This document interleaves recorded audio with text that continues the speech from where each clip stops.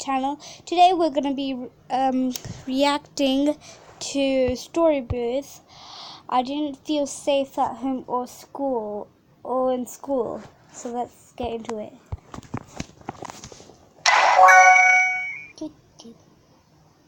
I had an older sister and a younger brother.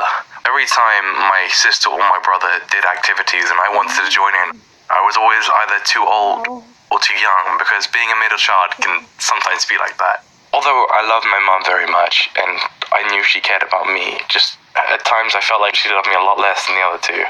My parents divorced. My mother ended up meeting a new person who didn't like me, my brother, very much. If we didn't do what he wanted, he would hit us very hard. One time he hit me so hard that I got knocked out.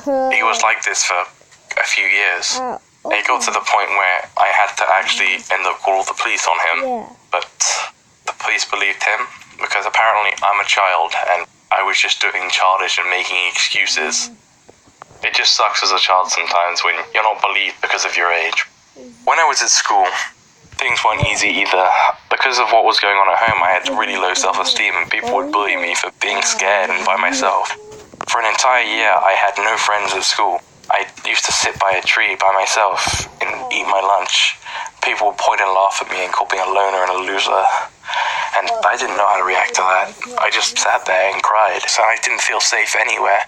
When I went home, it was hell. When I went to school, it was hell. I felt like I had nothing. Nothing whatsoever. After time, the thing with my stepdad, I saw him about to hit my brother. I stepped in the way and told him, no, you can't do that.